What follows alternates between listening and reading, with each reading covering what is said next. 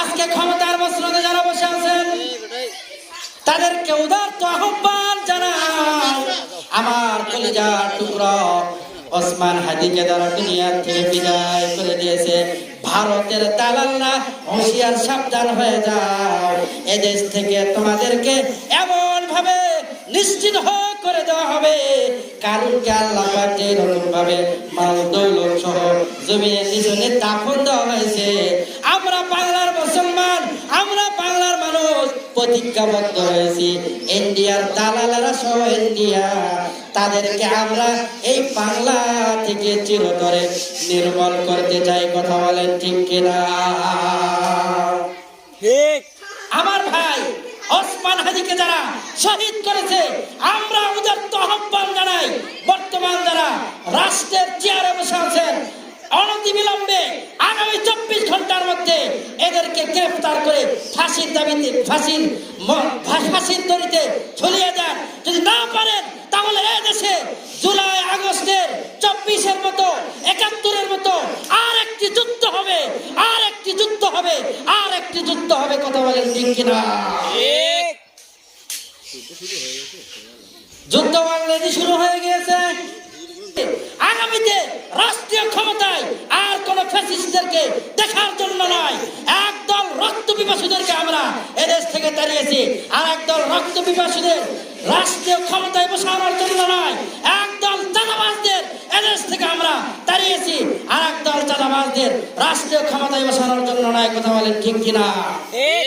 এদেশ স্বাধীন হওয়ার 53 বছর পার হয়ে গিয়েছে, কিন্তু স্বাধীনতার প্রকৃত চেতনাকে কেউ বাস্তবায়ন করতে পারে নাই। এবার আমরা ইসলামকে ক্ষমতায় নিয়ে একটি চেতনা দেখা বাকি, সেই চেতনার নাম হলো ইসলাম। ইসলামকে ক্ষমতায় নিয়ে সমস্ত দুর্নীতি দুঃশাসনের অপসারণ ঘটাবে ইনশাআল্লাহ। হাফিজাহুল্লাহ বলেছিলেন যে আমাদের রাজনীতিতে দুর্গন্ধ, আমাদের বিচার ব্যবস্থায় দুর্গন্ধ, আমাদের অর্থনীতিতে দুর্গন্ধ, সমাজে দুর্গন্ধ দূর করার জন্য পানির প্রয়োজন হয়, দুর্গন্ধ দূর করার জন্য বাতাসের প্রয়োজন হয়। আগামীতে আমরা ইনশাআল্লাহ কোরআন সুন্নাহর বাতাস দিয়ে মুসলমানের রক্তের বন্যায় সমস্ত বিদ্বেষীদের ভাষায় এদেশে কোরআন আহকাম চালু করব। কথা বলেন ঠিক কিনা? কবুল করিয়া নেন, মরতেই হবে যখন, শহীদ মরণ দিও আমাকে, শাহাদাত যাবে শুধু জীবন, সে জীবন দিও আমাকে, মরতেই হবে যখন, শহীদ মরণ দিও আমাকে,